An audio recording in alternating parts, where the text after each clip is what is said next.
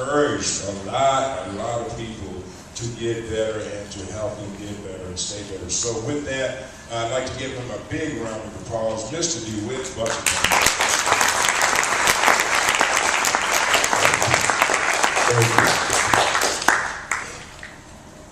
The title of my presentation is My Journey.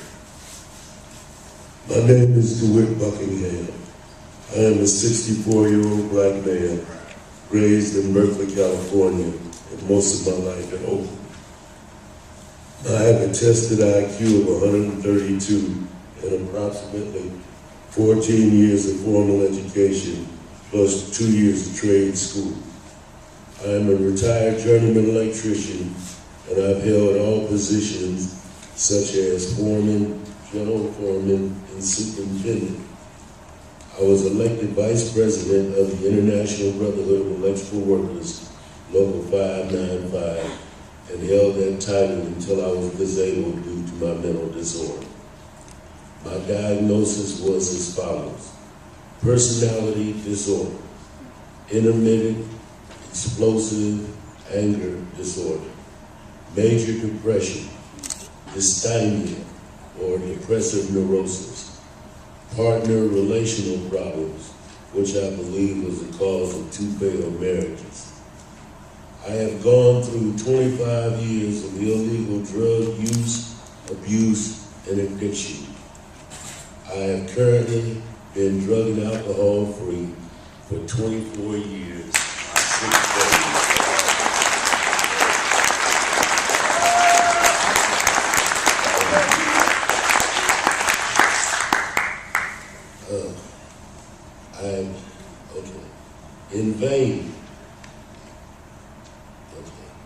In a vain attempt at trying to be normal, I turned to self-medication, which only added more problems and eventually ended in 2 trips to the state penitentiary.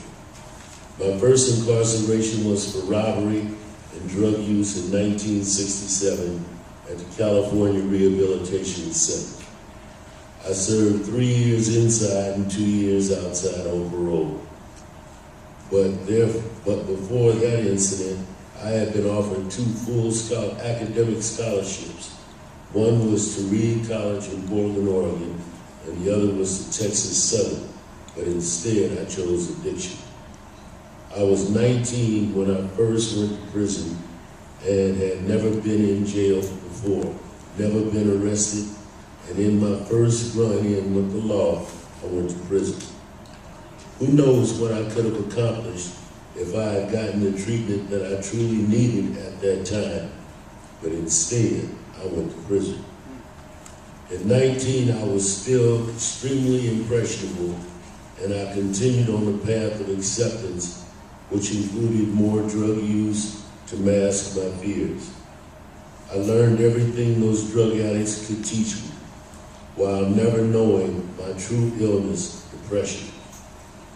I treated my major depression with heroin, cocaine, marijuana, pills, uppers, downers, and all-rounders, and topped it off with a glass of fine wine. Where was the mental health support then? If a program existed like mental health court when I was 19, I believe I could have had a fighting chance. My next term was a lot more serious. In 1975, I was arrested and convicted of second-degree murder with the use of a firearm. In the plea bargain, possession of a controlled substance, heroin, by chemical analysis tested 95% pure, and possession of cocaine, 9 grams of cocaine, were dismissed in the interest of justice, and off to prison I went again. This time, things were different. Because of the murder conviction, I was already considered insane.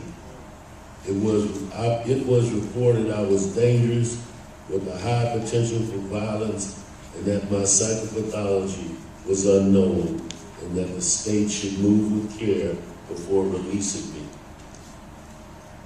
Those 2 reports opened the door for the prison system to begin treating me for my so-called high violence potential. and zoned me out. 3.5 years in psychotherapy and drug treatment, and I never received a psych clearance. Treating mental illness in prison is a joke. Most people miss their opportunity to get the help needed, and most are just like me.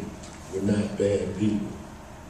Never understanding that we're different because we have a chemical imbalance that can be treated like the kind I currently have. I am under the care of a psychiatrist, and I am currently taking 2 medications, citalopram hydrobromide and gabapentin.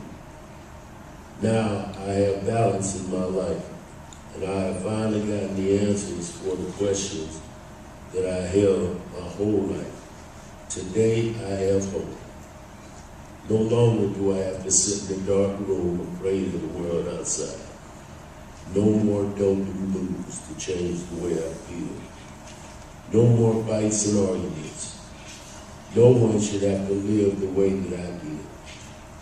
Walking in the sunshine and being free is something most of us take for granted, but not me. Like a great man once said, free at last.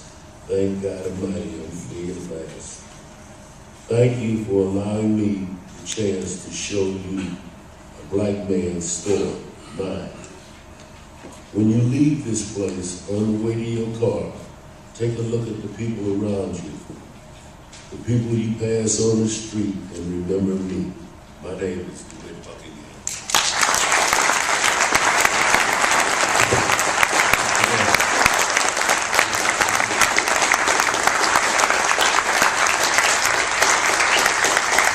Okay, thank you, DeWitt. But let's move right along here. Let's try to lighten this thing up a little bit.